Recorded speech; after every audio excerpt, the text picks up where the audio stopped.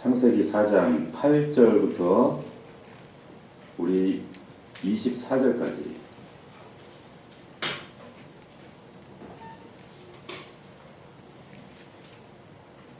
자, 우리 창세기 4장 8절부터 24장 8절 그리고 우리 24절까지 우리 한 절씩 교도하겠습니다. 제가 먼저 읽겠습니다. 가인이 그의 아우 아벨에게 말하고 그들이 들에 있을 때에 가인은 그의 아우 아벨을 쳐 죽이니라. 여호와께서 가인에게 이르시되 내 아우 아벨이 어디 있느냐? 그가 이르되 내가 알지 못하나이다. 내가 내 아우를 지키는 자니이다. 이르시되 내가 무엇을 하였느냐? 내 아우의 핏소리가 땅에서부터 내게 호소하느니라. 땅이 그 입을 벌려 내 손에서부터 내 아우의 피를 받았은즉 내가 땅에서 저주를 받으리니 내가 밭을 갈아도 땅이 다시는 그 효력을 내게 주지 아니할 것이요 너는 땅에서 피하며 유리하는 자가 되리라. 가인이 여호와께 하되 내 재벌을 지기가 너무 무거우니이다. 주께서 오늘 이 지면에서 나를 쫓아내시온즉 내가 주의 낯을 배웁지 못하리니 내가 땅에서 피하며 유리하는 자가 될지라. 무릇 나를 만나는 자마다 나를 죽이겠나이다. 여호와께서 그에게 이르시되 그렇지 아니하다. 가인을 죽이는 자는 벌을 7배나 받으리라 하시고 가인에게 표를 주사 그를 만나는 모든 사람에게서 죽임을 면하게 하시니라. 가인이 여호와 앞을 떠나서 에덴 동쪽 노 땅에 거주하더니 아내와 동침하에 그가 임신하여 에녹을 낳았느니라. 가인이 성을 쌓고 그의 아내를 이름으로 성을 이름하여 에녹을 낳았느니라. 에녹이 이랏을 낳고 이랏은 무후야엘을 낳고 무후야엘은 무드사엘을 낳고 무드사엘은 라멕을 낳았더라. 라멕이 두 아들을 맞이하였으니 하나의 이름은 아다요 하나의 이름은 실라더라. 아다는 야발을 낳았으니 그는 장막에 거주하며 가축을 치는 자의 조상이 되었고 그의 아버지의 이름은 유발이니 그는 수고와 통솔을 잡는 모든 자의 조상이 되었으며 실라는 두발가인을 낳았으니 그는 구리와 쇠로 여러 가지 기구를 만드는 자요 두발가인의 누이는 나아마였더라. 라멕이 아내에게 이르되 아다와 실라여 내 목소리를 들으라. 라멕의 아내 되어 내 말을 들으라. 나의 세상으로 말미암아 내가 사람을 죽였고 나의 세상으로 말미암아 소년을 죽였도다. 다같이 가인을 위하여는 벌이 700인데 라멕을 위하여는 벌이 77배이로다 하였더라. 아멘. 자, 가인에서 라멕이 나온다. 자, 이런 제목으로 하나님 말씀 우리 2주 전에 말씀을 나누는데 이 말씀 이어서 함께 보겠습니다. 우리 2주 전에 가인과 아벨의 제사 예배에 관해서 왜 하나님이 아벨의 예배를 받으시고 가인의 예배를 거절하셨는가? 우리 그 이유에 대해서 배경에 대해서 우리가 함께 나눴습니다. 가장 근본적인 차이는 말씀드렸던 것처럼 제물 자체의 문제가 아니다 이런 말씀드렸어요. 제물 자체가 동물의 피는 하나님 받으시고 곡물은 받지 않으신다 그런 차원의 문제가 아니었다는 것이죠. 만약에 그러시다면 하나님이 직업을 차별하시는 거죠. 그죠? 그런 것이 아니라 우리가 레위기에서도 보았지만 곡식으로 받으시는 제사가 분명히 있었거든요. 소자라고 해서 그러니까 그것은 직업과 그리고 동물의 피와 곡식과는 아무런 관계가 없습니다. 그런데 왜 이런 혼선이 이렇게 빚어졌을까? 그 힌트가 등장하고 있는 말씀이 히브리서 11장에 보면 히브리서 기자가 아벨을 언급하고 있단 말이에요. 근데 그 말씀에 보면 이렇게 이야기를 하고 있습니다. 믿음으로 아벨은 가인보다 더 나은 제사를 하나님께 드림으로 의로운 자라 하시는 증거를 얻었으니 하나님이 그 예물에 대하여 증거하심이라. 자, 아벨이 가인보다 나았던 점은 믿음으로 드린 예배였다는 거죠. 그런데 이 믿음이 무엇과 연결이 되어 있냐면 예물과 연결이 되어 있었다는 거예요. 자, 이걸 잘 이해하셔야 됩니다. 아벨은 믿음의 예배를 드렸어요. 가인은 믿음과는 상관없는 제사를 드렸어요. 그런데 이것을 단적으로 외적으로 증거했던 하나의 증거가 뭐냐? 예물이었다 이렇게 얘기를 해요. 예물. 자, 그러면서 말하는 거죠. 하나님이 이걸 증거하셨다. 이게 무슨 말이냐면 예물 자체가 믿음 유무를 판단하는 것은 아니에요. 하지만 믿음이 없고 있음이 그런데 예물을 통하여 그 사람을 반추하고 있다는 말이에요. 자, 그러면서 제가 그런 말씀을 드렸어요. 그 아벨이 드린 예물의 종류를 창세기에서 4절에 두 가지, 또 그 구체적인 동물을 드리는데 구체적인 두 가지 어떻게 드렸는가? 아벨은 4절에 보면 아벨은 자기도 양의 첫 새끼를 드렸다 그랬어요. 첫 새끼.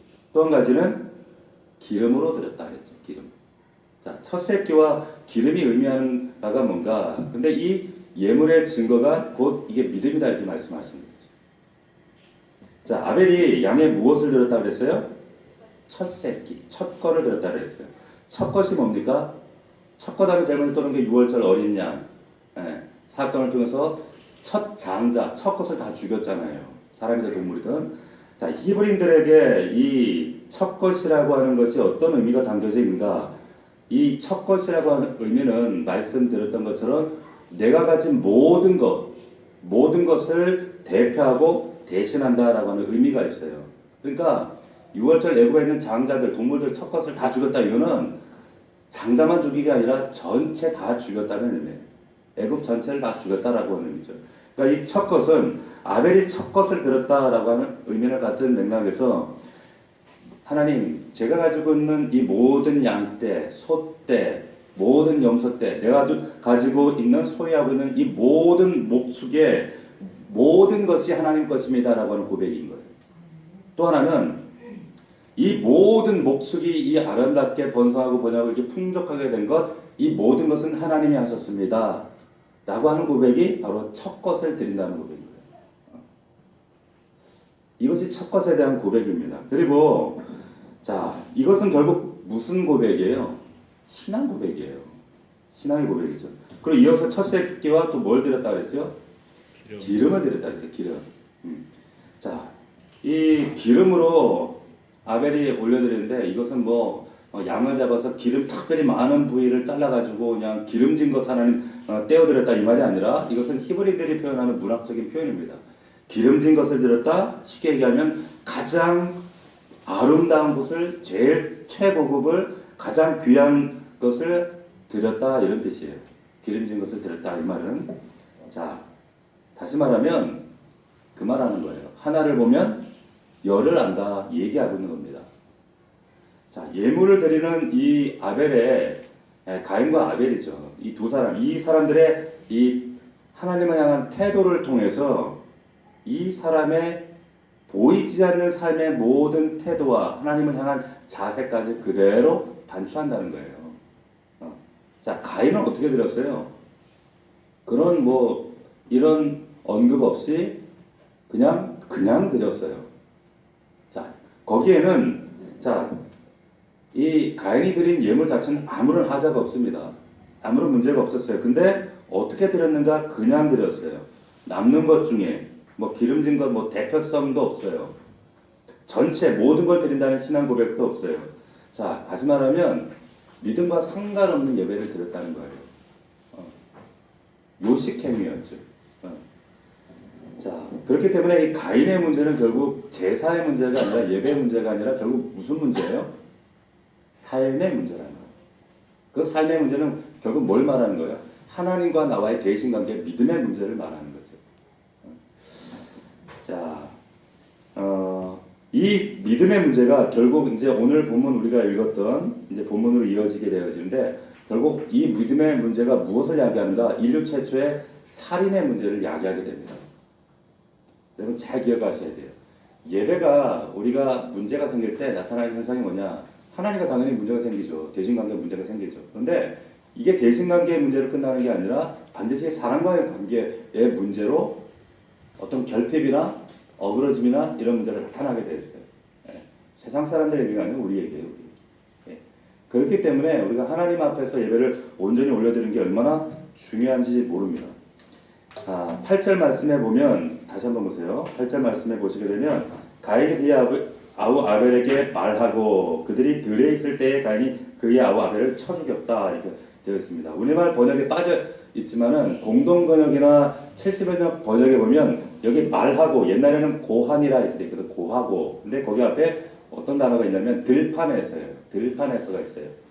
무슨 말이냐면 지금 가인이 그냥 보자마자 아벨을 쳐 죽인 것이 아니라 처음에는 들판으로 데리고 가서 말을 했어요. 어떤 말을 했을 것 같아요? 데리고 가서 어? 온갖 그런 불평과 불만과 어떤 협박과 겁박과 야 왜 네 예배는 먹고 내 예배는 안 먹고 내가 왜 이런 꼴을 당해야 돼 하면서 갖은 말로 협박하고 공격하고 이런 일이 아마 들판에서 있었을 거예요. 그리고 나서 아벨이 거기에 대해서 어떤 반응이 없고 자기의 뜻에 어떤 동조하지 않으니까 돌로 쳐주고 죽여버린 거죠. 예. 자, 하나님이 가인에게 지금 왜 너의 예배를 받지 않았는지, 지금 동생의 예배를 받고 너의 예배를 왜 거절했는지 하나님 다 상세하게 가인에게 말씀하셨거든요. 자, 그러면 자기 자신에게 무엇이 잘못이 있고 그리고 내 예배가 왜 거절되었는가, 하나님이 왜 나는 기뻐하지 않고 동생을 기뻐하셨는가, 이거를 돌아보고 반성하고 동생이 가서 배워야 되는데 오히려 역행하는 거예요. 역행하는 거죠. 그래서 아벨을 죽여버린단 말이에요. 자, 여기서부터 이제 이 두 계열이 말씀에 등장하게 됩니다. 이게 성경을 보면 항상 하나님 말씀을 붙드는 자들이 있어요. 근데 말씀이 아닌 세상을 붙드는 자들이 있습니다. 성경에 보면 여인의 후손이 있어요. 그리고 뱀의 후손이 있어요. 가인의 라인이 있어요. 뭐 요즘에 그 연예인들이 그러더라고, 뭐 유 라인, 무슨 장 라인, 누구 라인 이러죠. 예. 근데 여기서 보면 가인의 라인이 있어요. 그리고 아벨의 라인이 있습니다.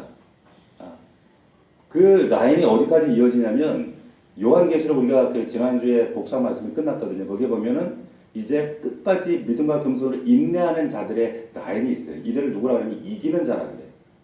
이기는 자들의 라인이 있어요. 어린 양의 라인이 있어요. 근데 반대로 짐승의 라인이 있어요. 사탄과 용의 라인이 있어요. 이게 인류 역사 가운데, 성경의 역사 가운데, 성경에 흐르는 내내 그 안에 이 두 계보가 싸웁니다. 산자와 죽은 자, 그리고 가인과 아벨, 그리고 여인의 후손과 사단의 후손. 이게 대립하면서 쭉 이 영적 싸움이 진행된다는 거죠. 문제는 뭐냐면 이 가인의 라인에 서 있는 자들이 믿음으로 살려고 하는 아벨의 라인에 서 있는 자들, 이들을 핍박하고 이들을 참 온갖 가진 그 겁박으로 믿음 생활에서 어렵게 만든다는 거예요. 여기서 계속적으로 나타나죠. 자, 우리가 기억해야 될 것이 뭐냐면 지금 아벨이 믿음으로 드리는 예배 때문에 죽었다는 걸 기억하십시오. 예배 때문에 죽었어요. 예배 때문에. 그만큼 예배가 중차되고 예배가 굉장히 중요한 문제라는 거예요. 자, 가인처럼 여러분 예배하면 안 죽어도 돼요, 사실. 그리고 들판에 끌려나갔어요. 고난당하고 핍박과 겁박당할 때 사실은 적당히 타협하면, 가인에게 동조하고 가인에게 타협하면 굳이 죽지 않아도 돼요. 그런데 죽었어요. 그러니까 세상은 끊임없이 타협하라고 외칩니다. 네가 양보하라고 해. 야, 굳이 그렇게까지 믿을 필요가 뭐가 있어? 자, 그렇게 얘기하는데 이렇게 양보하면 사실 아벨처럼 그런 핍박이나 고난을 겪지 않아도 되거든요. 그런데 아벨은 끝까지 믿음으로 하나님 자리에 있다가 결국에 순교 자리까지 간단 말이에요. 근데 성경에 보면 이 아벨의 계통으로 살고자 하는 자들, 이들이 사실 좁은 문이지만 정말 소수의 사람들이지만 바알에게 무릎을 꿇지 않은 7천의 적은 무리의 숫자들이지만 허다한 많은 숫자들에 비해서는 참 초라한 숫자들이지만 이들이 끝까지 믿음을 견지해 나가고, 그리고 결국에 하나님 나라, 그 영원한 하나님 나라에서도 영원한 보좌에 앉게 돼요. 이들이 승리하는 자들이라는 거죠. 믿음이 만만하지가 않습니다. 만만하지가 않아요.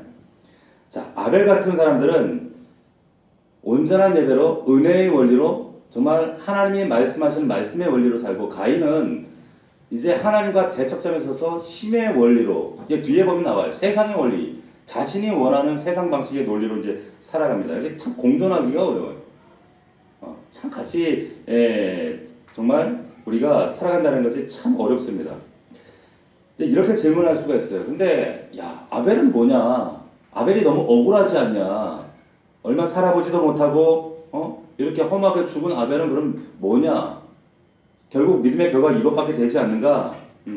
우리가 이 땅에서 보이는 현상만 가지고, 보이는 것만 가지고 우리가 판단하게 되어지면 뒤에 보면 가인은 또 승승장구하잖아요. 뭐 성도 짓죠. 성주가 되죠. 자식들은 보니까 막 문화와 문명을 읽어가고 대단한 일들을 막 한단 말이에요. 그에 비해서 아벨은 땅에 묻혀버렸잖아요. 어? 아니 믿음으로 하나님 앞에 예배하고 하나님 앞에 산다고 하는 결국에 믿음의 결과 겨우 이거밖에 되어지지 않는가? 우리가 겉으로 보이는 현상만 보면 그렇게 판단할 수밖에 없다라고 하는 거예요. 근데 절대 그렇지 않다라고 하는 거죠. 않다라고 하는 거죠. 가인은 동생 죽이고 오래 살아있고 아벨은 힘도 없이 형에게 맞아 죽고 불쌍하게 보이지만 성도들의 삶은 겉으로 이것들만 보면 절대 안 된다는 거예요.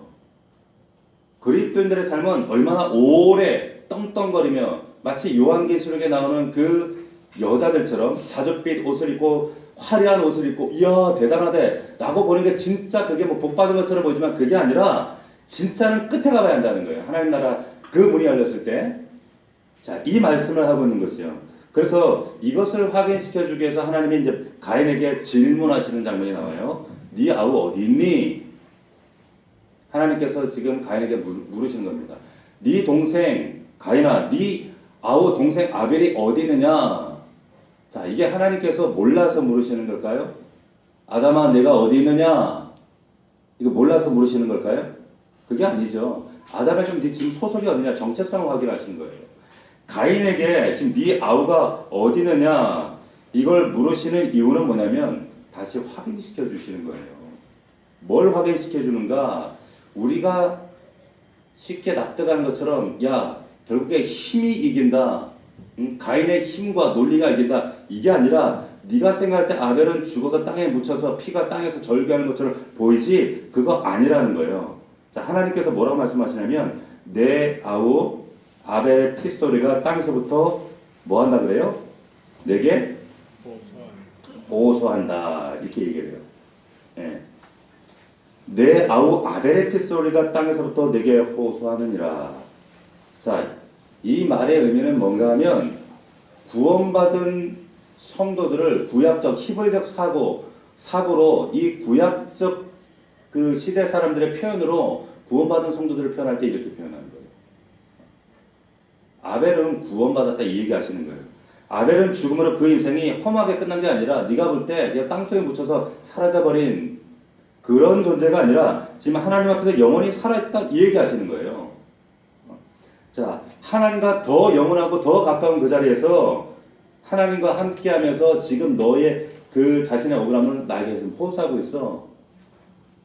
여러분, 지금 이 장면을 딱 보면 여러분 어떻게 생각나는 말씀 있어요?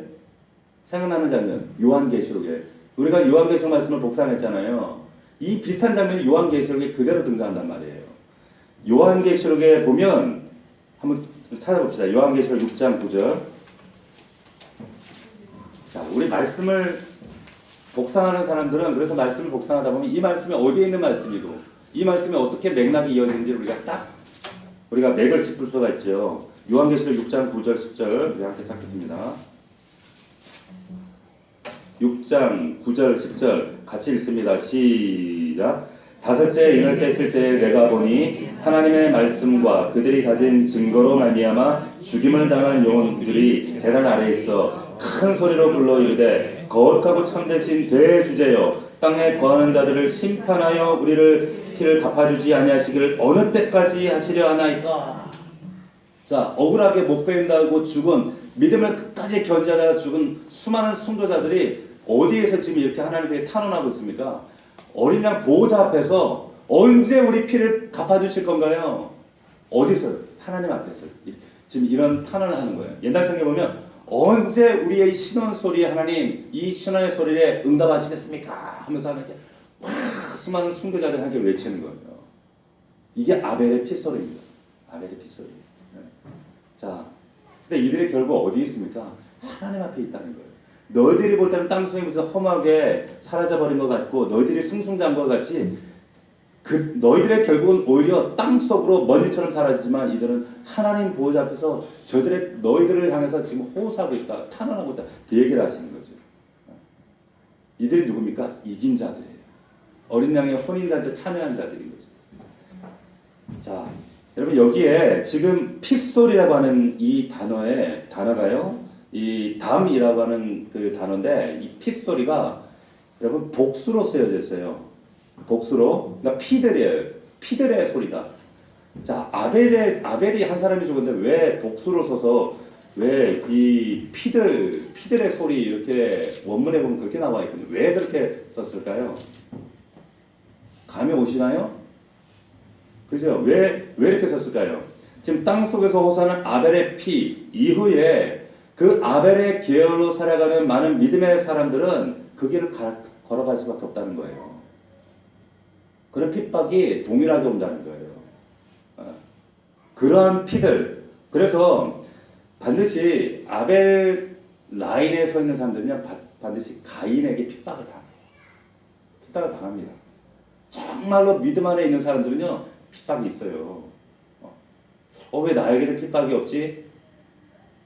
왜 핍박이 없을까요? 라인 점검을 잘 하셔야 돼요. 그러니까 내가 지금 라인을 잘 타고 있나? 지금 가인 라인에 서 있는 거 아닌가? 아벨의 라인인가? 정말 복음 안에서 진리 안에 순종하고 살면요 이런 핍박이 있다니까요. 그 핏소리들, 그래서 이 핏소리들이 호소하게 되는 거예요. 그래서 아벨의 피들이 가인의 죄를 하나님께 폭로한다는 거예요. 탄원한다는 거죠. 자, 가인이 이 아벨을 죽인 사건, 그로 인해서 어떤 결과들이 이제 나타나는가 한번 봅시다. 자, 여기 보면 11절 말씀을 보십시오.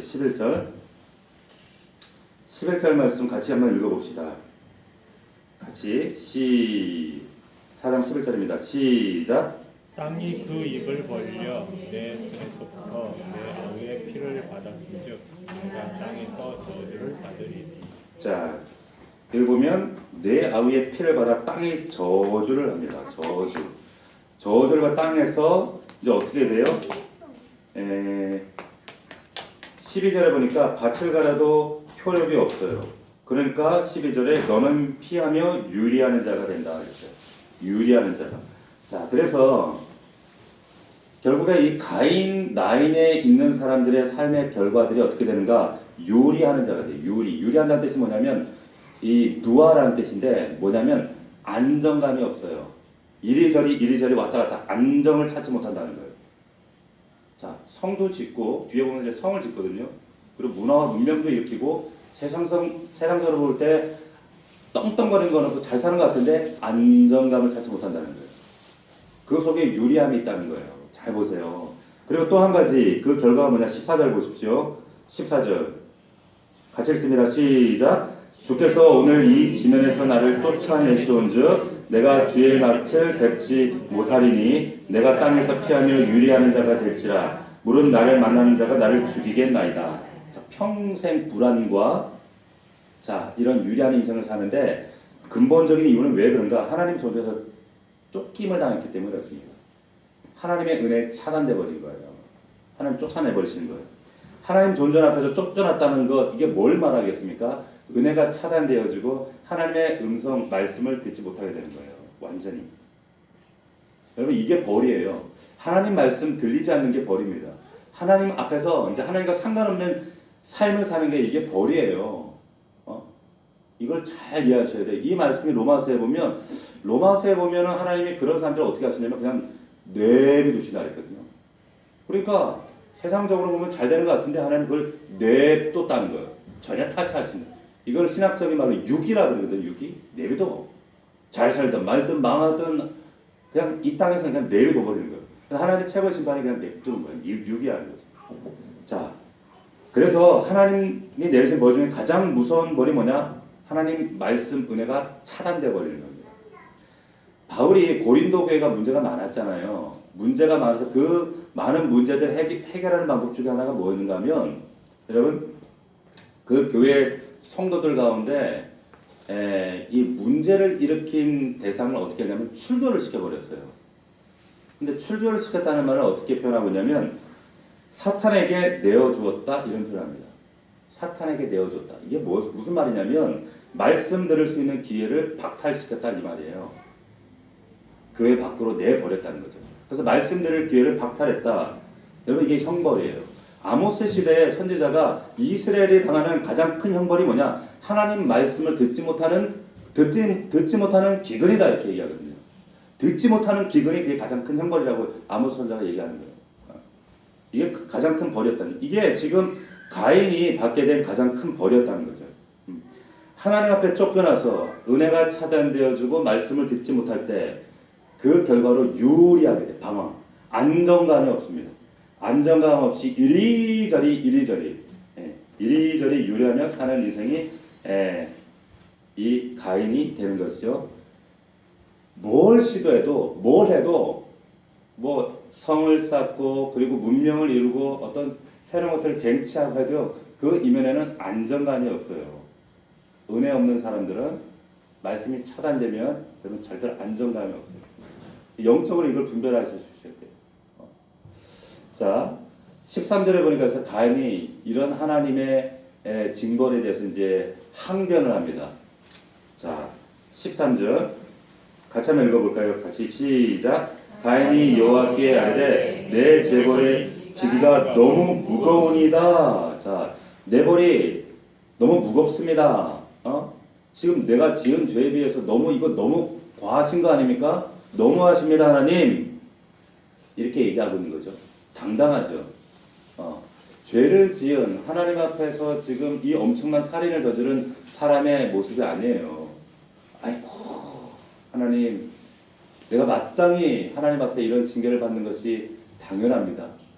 용서해 살려줄게. 이렇게 나와도 지금 살려줄까 말까인데 하나님께 야 이거 너무한 거 아닙니까? 따지는 거죠.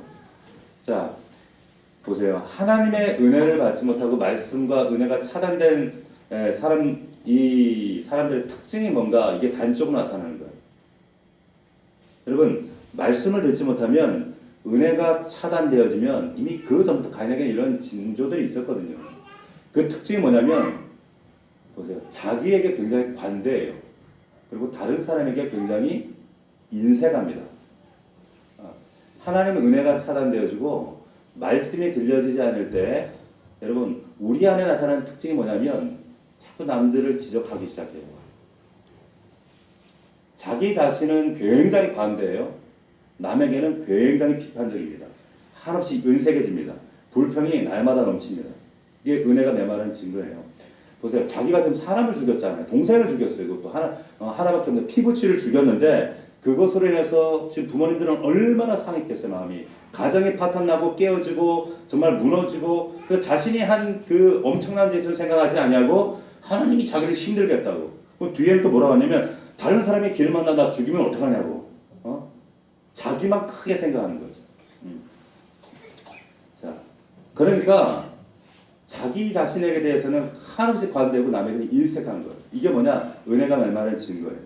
자, 왜 이렇게 될까요? 왜 이렇게 이기적이게 되고 한없이 자기 중심적으로 돌아서게 될까요? 이게 죄의 본성이기 때문이에요. 죄의 본성이기 때문에. 여러분, 하나님 은혜에서 우리가 단절되거나 말씀이 들려지지 않을 때 그 은혜가 차단되어지면 우리에게 나타나는 특징 중에 하나가 이런 인색함과 이기적인 특성과 그리고 자기 중심성이에요. 왜? 이 죄가 다시 발현하거든요. 다시 한번 이 죄라고 하는 건 뭐라고 말씀드렸어요? 죄는 자기 중심성, 이걸 죄라고 했죠.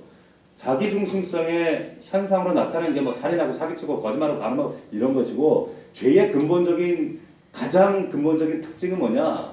자기 중심성이에요. 그러니까 은혜가 차단되니까 어떻게 돼요? 은혜가 자기 중심성이 강화되는 거예요. 자기 중심성을 강화시키는 거예요. 이게 죄의 특징이라고 하는 거죠. 아벨을 죽였잖아요. 지금 동생 아벨을 죽였는데 하나님, 난 당장 죽어 마땅한 죄인입니다. 그래야 되는데 오히려 자기 중심성이 강화되고 이기심이 강화되는 거죠. 당장 죽어 마땅한 자기를, 이 가인을 하나님 근데 죽여요, 안 죽여요? 안 죽이잖아요. 안 죽이시는 것 자체가 은혜 아니에요? 은혜 아닙니까? 그런데 그 은혜 앞에서 이런 태도가 나오는 거죠. 철저하게 자기 중심성을 가지고 하나님을 다시 대적하는 거예요. 그러면서 왜 이렇게 중한 벌을 주냐고, 나 견딜 수 없다고 막 항의하고 불평하면서 하나님을 대적합니다. 은혜가 없을 때 나타나는 인색함과 이기적인 모습들이에요. 자, 여러분, 그러다가 이제 어떻게 하죠? 자, 16절, 17절 자기 중심성이 강화되면서 또 하나님을 대적한 인간들이 결국에 어떤 일을 또 시작하게 되어지는가 하면 16절, 17절 같이 한번 읽어봅시다. 시작. 가인이 여호와 앞을 떠나서 에덴 동쪽 롯 땅에 거주하더니 아내와 동침함에 그가 임신하여 에녹을 낳은지라. 가인이 성을 쌓고 그의 아들의 이름으로 성을 이름하여 에녹이라 하니라. 자, 우리 옛날에 그 에덴의 동쪽이라는 영화가 있었어요. 그 유명한 배우, 그죠? 제가 기억하기로는 그게 제임스 딘이었나? 아닌가? 맞아요? 예. 에덴의 동쪽. 그러면 낭만적이야. 뭐 멜로틱하고 뭐 좀 이제 이런 거 상관한데 여기서 이제 에덴의 동쪽이 좋은 뜻인지 아닌지 여러분이 이해하시겠어요? 에덴의 동쪽이 어디예요? 롯 땅이라고 얘기해요. 이것은 하나님과 분리된 철저히 자기 중심성으로 가득한 곳이라는 거예요. 가인이 하나님 떠나서 하나님이 제공하는 은혜의 그 울타리를 떠나서 정착한 곳이 어디입니까? 에덴의 동쪽이에요. 아름다운 걸 상상하시면 안 돼요. 여기 성경에 보니까 롯 땅이라고 얘기하고 있는데 이 롯 땅, 롯이라고 얘기하고 있는데 여기 보니까 여기서 이제 뭘 하는가 17절에 보니까 아내와 동침해서 에녹을 낳았는데 그리고 나서 뭘 이제 쌓았어요? 성을 쌓았어요. 성을 쌓았다. 그리고 그 성의 이름을 에녹성이다 하는 거예요. 자, 인류 최초에 이제 성이 등장합니다. 인류 최초에 여기서 문명이 시작돼요.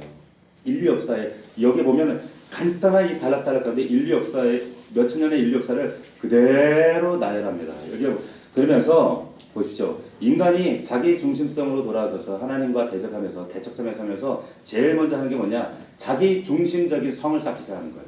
그게 에녹이에요. 이 죄가 더 자라서 뭘 한다는 거예요? 자기 중심성이 자신만의 성을 강화하기 시작한다라고 하는 거죠. 자신만의 세계를 구축하다가 그렇게 이제 죽어가는 게 그 인간이라고 하는 거예요. 끝없이 방황합니다. 은혜가 차단됐기 때문에 방황하고 유리하고 이 유리한다는 의미는 안정감이 없다는 거죠. 그 영혼에 안정감이 없어요. 그렇게 하다가 만족하지 못하고 결국에는 그 인간이 구상해낸 그 살 위한 다락이 뭐였느냐? 성을 쌓는 것이라는 거예요. 자기의 성, 자기 성. 하나님은 은혜를 떠난 인간에게 예비하신 성이 에녹성이 아니라 원래 뭐예요? 은혜의 성. 그 성을 뭐라 그러니까 레위기에 보면 민수기에 보면 도피성이라고 하잖아요. 도피성. 근데 자신만의 성을 쌓는 거예요. 하염없이 자기를 추구하는 거죠. 네. 자, 제가 아주 오래전에 산을 무척 좋아하는 집사님이 있었어요. 이분은 그냥 주말마다 산을 가요. 주말마다. 그리고 늘 그 SNS 보면 동해번쩍 사는 산, 그냥 막 오대산, 무슨 산, 천왕봉, 산이에요. 이분 소원이 뭐냐면 자신이 은퇴하면 퇴직금 다 모아가지고 히말라야 한번 등반해보는 거. 그런 꿈을 가지고 계셨어요. 이분에게는 산이 그분의 세계예요. 자기 성이에요. 그냥 오로지 그냥 집도 없어, 교회도 없어. 그냥 교회는 어쩌다 한 번씩, 오긴 와도 어쩌다 한 번씩. 근데 이분이 나중에 결정적으로 산을 딱 끊었어요. 어떻게 끊게 됐냐면 자신하고 굉장히 친했던 친구가 산에서 실종이 됐어요. 근데 나중에 산에서 발견됐거든. 근데 눈밭에서 발견된 거예요. 실종돼가지고 얼어 죽었어요. 그 이후로 이분이 산을 딱 끊어버린 거예요. 보세요. 하나님을 떠나서 자기 중심성으로 살아가는 사람들, 이 가인 같은 사람들이 자기 세계를 성으로 구축합니다. 이 세계에 빠져가지고 결국에는 그 세계에서 죽어요. 이게 우리 인간의 모습이에요. 각자만의 자기 세계를 만들어요. 구축한다니까요. 얼마나 오늘날 우리 그 현대인들을 보면 얼마나 참 가인처럼 자기 힘의 논리를 의지하며 살아가는지 몰라요. 얼마나 바쁩니까? 끝없이 바빠요. 엄청나게 많은 일을 하는데 방황해요. 유리합니다. 좀 더 나은 삶을 위해서 달려가고 쌓고 가난하면 가난한 대로 부하면 부한 대로 자기 성을 쌓고 이 성에 아무도 침범하지 못하게 딱 울타리를 쳐놓고 침범하면 막 분노하고 혈기하고요. 막 달려들죠. 근데 왜 그럴까요? 만족함이 없어요. 안정감이 없기 때문에 그래요. 끊임없이 수입이 적을 땐 적은 대로 그런 줄 아는데 수입이 이렇게 넉넉해져도 그래도 똑같아요. 만족이 없어요. 왜 그런가?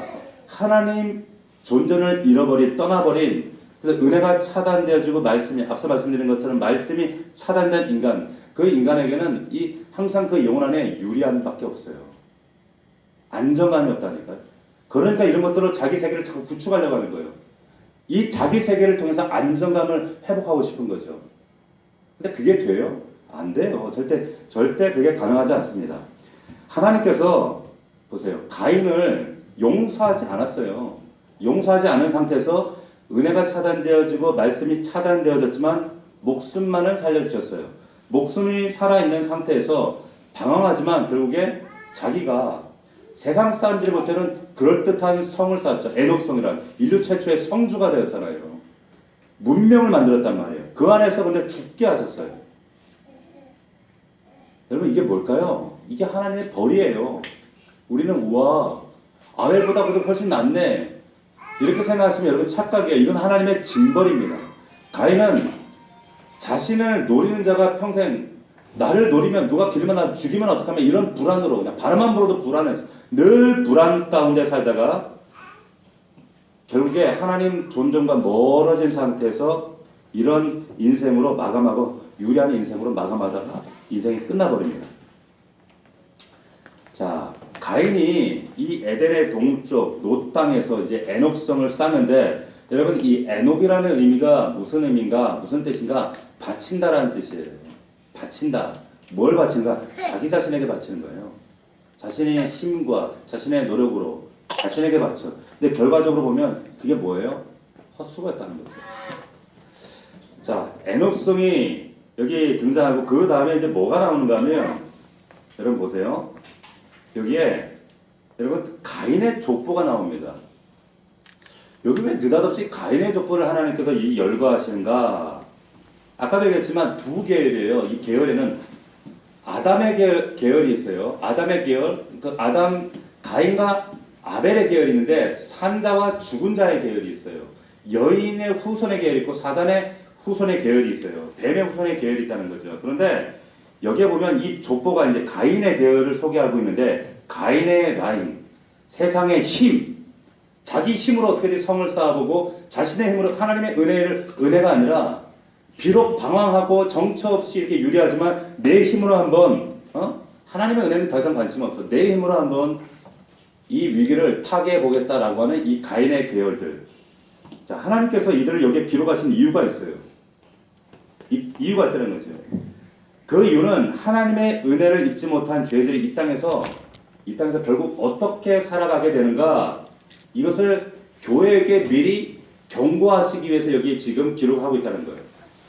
여러분 여기 경고된 이들이요 여기 한번 딱 나고 성령 이후에는 한 번도 등장하지 않아요.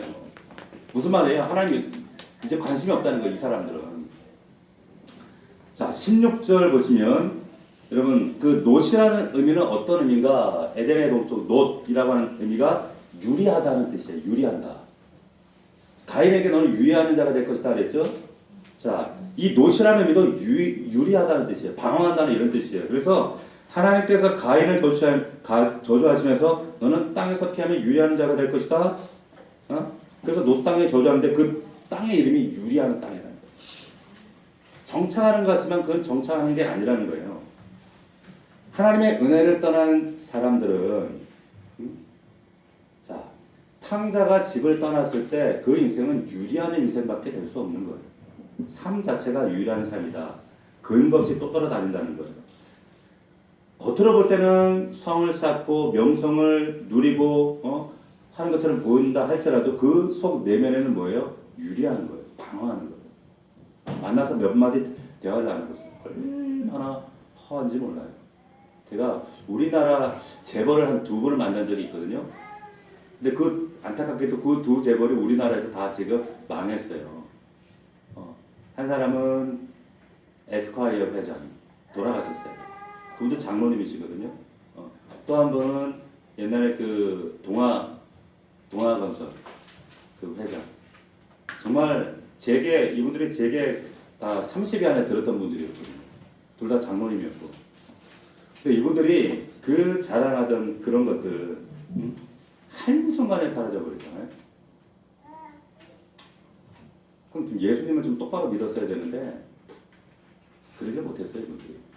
이분들이 마지막에 그러시더라고요. 한 번만 하나님 살려주시면, 그러면서 이제 하나님하고 거래를 하시는 거죠. 한 번만 우리 회사 살려주면 하나님 앞에 뭐 이렇게 저렇게 이렇게 하겠다. 그러면서 이제 그런 얘기들을 저한테 하신 건 아니에요. 전 그때 이제 아주 그 목회 초년생이었고 그 얘기를 이제 그 목사님이 하시는데 그 얘기를 들으면서 어떤 생각이 드냐면 가봐야 알지. 웃기네. 가봐야 알지. 그리고 나서 부도났거든요. 이게 인간들의 모습입니다. 철저한 자기 중심성을 가진 인간들의 모습이죠. 자, 여기 가인이 놋 땅에다 이제 성을 쌓는데, 여러분 이 성이라는 의미는 뭐냐면 이 단순히 성벽을 쌓았다라고 하는 의미가 아니라 문명을 말하는 거예요. 우리 그 단어 영어에 보면 그 문명이라고 하는 civilization이라는 거지. 이게 여기 영어 성경에 보면 성을 쌓았다. 이게 building a city 이렇게 번역을 해놨는데 원문에는 이게 뭐냐면 문명을 세웠다 이런 의미예요. 자, 가인을 통해서 이제 문명이 세워지는 거예요. 인류 최초의 문명이 세워졌다는 거예요. 단순히 성벽 쌓았다는 의미를 더 훨씬 넓은 의미에서 문명이 시작됩니다. 다시 말하면 문화가 시작됐다는 거예요. 놀랍지 않아요? 저주받은 인생인데 이렇게 놀라운 인류 역사 가운데 큰 문명의 지금 태동의 시작이 된다니까요. 자, 그러면서 보십시오.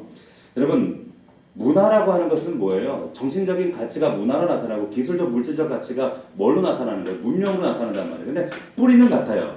근데 이 문명과 문화는 뭐냐? 하나님 없이 은혜를 떠난 인간들이 자신들을 보호하고 또 자신들을 즐겁게 하기 위해서 근데 하나님을 떠나 있잖아요. 그러니까 하나님을 위한 대형품으로 만들어놓은 게 뭐예요? 문화와 문명이에요. 하나님을 떠났을 때 만들어진 게 문화란 말이에요. 문명이란 말이에요. 그래서 로마서 12장에 보면 너희가 이 세대를 본받지 말라. 문화 무용론을 얘기하는 게 아닙니다. 하지만 이 문화를 가지고 사단이 얼마나 집요하게 우리를 하나님과 관계에 이탈되게 만든가, 말씀을 곡하게 만드는가, 이걸 여러분들 잘 이해하셔야 돼요. 그래서 이 성 안에서 마치 아담이 하나님과 분리되었을 때 하나님을 피해서 숨죠. 나무 사이에 숨었던 것처럼 죄인들은요 끊임없이 하나님 은혜와 단절되어지면 자꾸 자신을 은폐하려고 해요. 감추려고 합니다. 여러분, 건강한 성도일수록 우리가 목장 안에서도 건강한 목장은 어떤 목장인가? 아, 내가 이런 사람인데요. 아, 내가 이런 대단한 이거 자랑한다 교회나 목장이 아니에요. 자기 자신이 하나님 앞에 얼마나 이렇게 곤고하고 연약하고 재성을 가진 사람인가라고 하는 것을 우리는 낱낱이 노출하는 거예요. 어디에서? 목장에서. 이런 사람이 건강한 성도예요. 건강한 사람. 왜 그럴까요? 자유하다는 증거예요. 근데 이걸 은폐하고 가리다는 건 뭐예요? 아직 부자하다는 거죠. 많은 교회들이 이런 인명성 교회들을 가득해서 감추고 있어요. 나 대단한 권사, 대단한 장로, 대단한 집사인 것처럼 은폐하고, 근데 그 속은 다 썩어 문드러져 있고, 더러운 죄성으로 다 자기를 가리고 있는 거죠. 하나님은 그걸 원치 않으세요. 근데 죄인들은, 은혜를 떠난 사람들은 감추고 은폐하고 싶어요. 아담이 그래서 숨었어요. 그리고 가인도 그래서 하나님 앞에서 떠나버린 거예요. 떠나기를 선택한 거예요. 그리고 뭐를 가립니까? 성으로 가리는 거예요. 성으로, 이 에녹 성으로, 문명이라는 문화라는 이름으로. 왜 그렇게 하냐면, 야, 너희들 볼 때 내가 이게 떵떵거리고 성주잖아, 나 잘 사는 것 같잖아, 이런 외적인 모습들을 보여줌으로 인해서 내가 사실은 저주받은 인생이야, 나 유리하고 방하는 인생이야 라고 하는 것을 감추고 싶은 거예요. 이게 가인 안에 있는 본성, 죄인들의 본성입니다. 그냥 겉으로 보세요. 세상 사람들이 나 이렇게 가졌어. 야, 나 이거 보이지? 내 이거 옷, 이거 명품 이거 보이지? 야, 내 차 이거 보이지? 이거 뭐예요? 자신의 이 죄성과 부끄러움을 가리고 싶은 거예요. 나 이렇게 떵떵거리고 나 이거 하나님 떠나서 이렇게 잘 살 수 있고 내 영혼이 저주받은 인생이 아니야. 그런 소리를 여러분 들으실 수 있어야 돼요. 우리는 그냥 가리면 돼. 그거 뭐 그렇게 대단하다. 거기에 우리 목매는 사람들이 아니잖아요. 그래서 그리스도인들은 삶의 규모와 삶의 태도, 이 물질관, 여러분 돈 버는 것도 중요하지만 쓰는 것도 중요합니다. 잘 쓰셔야 돼요. 자, 그래서 세상 사람들은 이런 외적인 성이나 이런 것들을 은폐하고 자신을 증명하려고 하는 거예요. 하나님을 떠난, 그래서 자신의 힘의 논리로 원리로 살아가는 이 가인의 후예들. 자, 하나님께서 왜 이 족보들을 쭉 나열하는가? 얘네들 어떻게 사는지 보라는 거예요. 얘들 결국 하나님을 떠나서 정처 없이 안정감 없는 이들의 유리하는 인생들이 결국에 어떻게 살아가는가? 4장 18절에 보면 이제 이들의 이름들, 목록들이 족보 이름들 전부는 아니에요. 근데 대표적인 사람들 쭉 열거하는데 보세요. 18절 여기 보니까 에녹이 이랏을 낳았다. 그래서 이랏이라는 이름의 뜻이 뭡니까? 도망자라는 뜻이에요, 여러분. 도망자. 고대 히브리 사람들에게서 이름 짓는다는 것은 뭐냐면 그 사람의 삶의 내용이에요. 그리고 속성이에요. 본질이에요. 그리고 약속과 예언 다 담겨 있어요. 근데 자식의 이름이 이랏, 도망자. 또 이랏이 누구 낳았어요? 무후야엘을 낳았어요. 무후야엘은 뭔지 아세요? 하나님이 치셨다. 하나님이 징계하셨다는 뜻이에요. 네. 이게 가인 계열이에요. 자, 그리고 무후야엘은 그렇고 무후야엘이 무드사엘을 낳았어요. 무드사엘은 뭐냐? 무드사엘, 수올의 아들이에요. 수올의 아들. 수올이 뭔지 아시죠? 지옥의 아들이라는 말이에요. 지옥의 아들. 야, 이름들이 살벌해. 무시무시해요. 족보에 나오는 이름들이. 왜 이거 열거하시는지 아시겠죠? 가인의 계열이야 말이야. 너네들이 부러워하는 세상 사람들의 그 라인이 결국 삶의 결과들은 이래. 이걸 말씀하시는 거예요. 지옥의 자식들이 이 땅에서 어떻게 사는가? 이제 19절부터 이제 그들의 삶이 어떻게 나타나는가? 그러니까 18절까지 가인의 자녀들의 이름을 통해서 하나님의 저주받은 자들의 이름 목록이 쭉 나오고 이제 19절부터는 이들이 인류 역사 가운데 어떻게 사는지를 이렇게 설명합니다. 자, 4장 19절에 보면 보세요. 4장 19절에 라멕이 두 아내를 맞이하였으니 하나 이름은 아다요 하나 이름은 실라더라. 드디어 라멕이 나옵니다. 오늘 제목이었죠. 가인에서 라멕. 이 라멕이 굉장히 인류 역사 가운데도 굉장히 중요한 인물이거든요. 근데 이 라멕의 이 이름이 뭐냐면 이 사람은 굉장히 포하고 아주 아나무인인 사람이었어요. 이름의 뜻이 뭐냐면 강한 자, 힘의 논리로 살아가는 사람. 세상의 힘의 원리, 은혜의 논리가 아니라 힘의 논리. 자, 이 라멕의 시대 때부터 하나님이 정하신 일부 일처제가 깨집니다. 마누라가 2명이에요. 또 이거 보고 와, 와이프가 2명이다. 부럽다. 이러시면 곤란하다는 거예요. 야, 얘는 마누라가 2명이나 이러시면 곤란하다는 거죠. 하나님의 말씀이 깨어지는 사람이에요. 이 라멕을 통해서. 세상 힘을 추구하는 자들. 그래서 세상의 것들로 자신을 보호하고 자신의 성을 쌓고 자신을 즐겁게 하려고 하는 사람 특징이 뭐냐? 다다익선이 좋다. 다다익선이다 이거예요. 다다익선을 추구해요. 근데 이들의 삶의 결과가 결국에는 어떻게 다 처참해요. 아내들의 이름 속에 다 이게 드러납니다. 첫 번째 이름, 그 아내 이름이 아다. 아다가 뭐냐? 처음에는 기쁨이었어. 아, 좋네? 아, 첫 번째 아내가 얻으니까 참 좋네. 하나 더 얻자. 둘째 부인을 얻었는데 그 이름이 실라입니다. 실라 이름의 뜻이 뭔가 그늘이에요.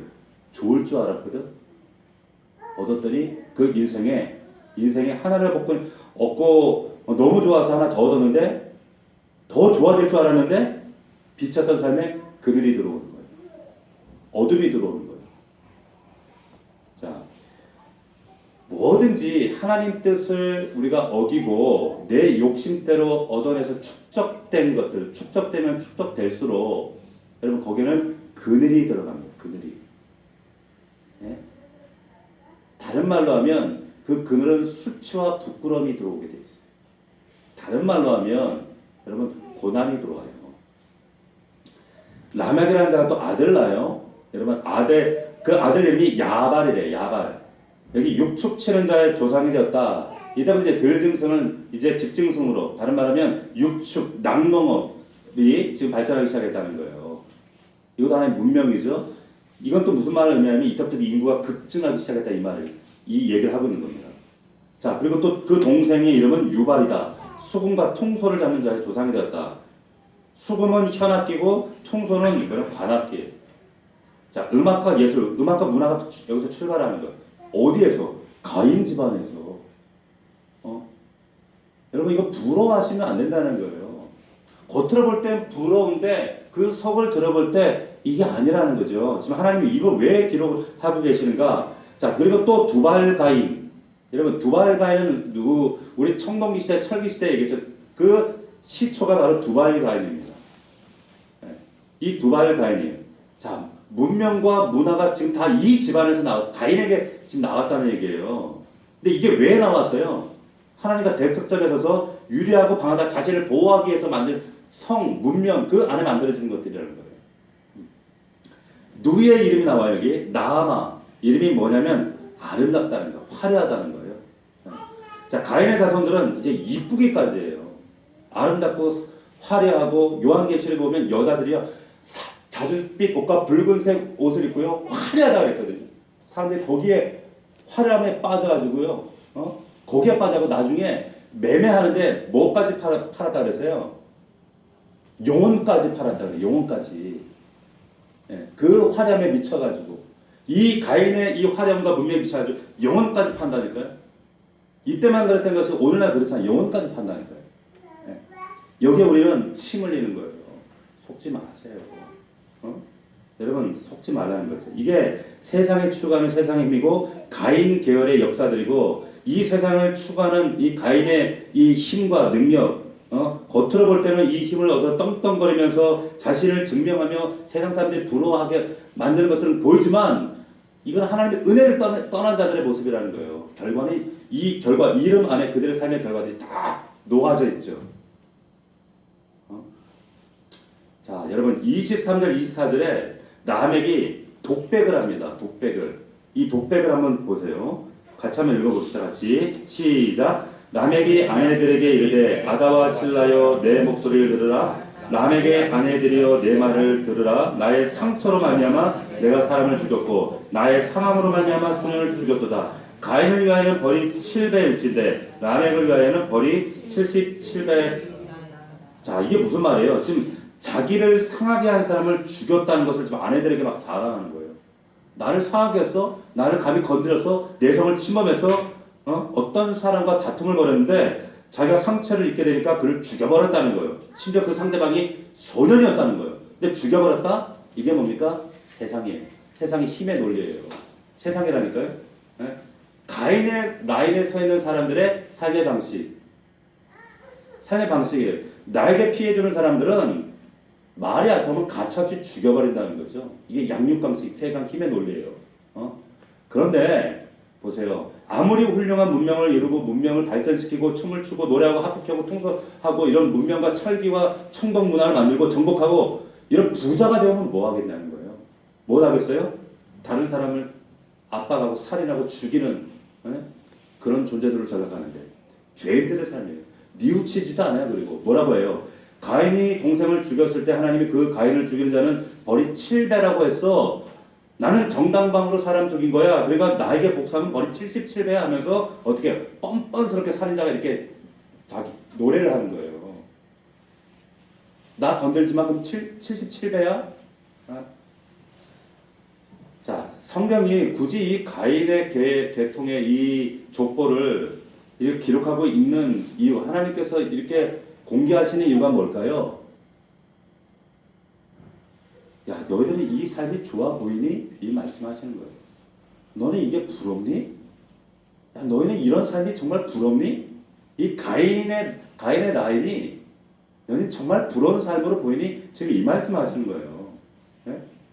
이렇게 하나님 없이 세상 가운데 자신의 힘을 배경으로 자신이 쌓은 힘으로 성을 쌓고 화려함으로 치장한 이런 가인과 라멕의 삶, 너는 아직도 부럽니? 부럽잖아. 근데 이렇게 뭐 큰 성 같은 집에 사는 사람 보면 여러분 부럽잖아요. 큰 차 다니고 타고 다니는 사람 보면 부럽잖아요. 그거 보고 막 침 흘리잖아. 예? 그래서 그런 말이 있잖아요. 부러우면 지는 거라고. 예? 부러우면 지는 거예요, 여러분. 아직도 그런 게 부러우시면 그것 때문에 그런 소리에 막 현혹돼가지고 그냥 이리 뛰고 저리 뛰고 그냥 하나님을 그런 하나님으로 기도하는 내 부러움, 내 이 결핍을 충족시켜주는 하나님으로 맨날 하나님한테 그것만 달라고 떼쓰는 거죠.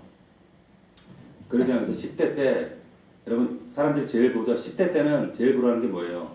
메이커 입은 애들이 부러워. 20대는 성형 잘 된 여자들이 부러워. 30대 때는 뭐가 부러워요? 능력 있는 남편 시집간 애들이 부러워. 40대는 뭐가 부러울까요? 여기 다시 40대가 많죠. 공부 잘하는 자식 둔 부모들은 또 그게 부럽대. 50대는 뭐가 부러워요? 집에 밥 해주는 아줌마가 있으면 부러워. 60대는 또 뭐가 부러워요? 해외 여행 다니는 아줌마들 보면 또 부러워. 70대는 또 뭐가 부러울까요? 네? 혼자 사는 가족들이랑 사는 친구들 보면 부럽대. 가족들이랑. 서글프지 않아요? 혼자 살기 부러워요? 혼자 살기 뭐가 부러워? 아유, 그 철학마치 불쌍하지. 80대 되면 뭐가 제일 부러울 것 같아요? 뭐가 제일 부러울까요? 네? 먼저 죽은 친구들이 부럽대요. 너무 짠하잖아요. 근데 이게 우리 인생이에요. 지금 우리가 부러워하고 있는 것들 있죠?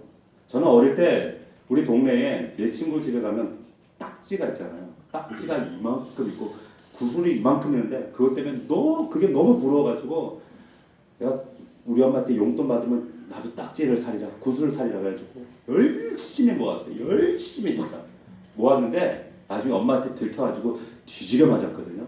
엄마는 얼마나 원망했는지 내 맘도 몰라준다고.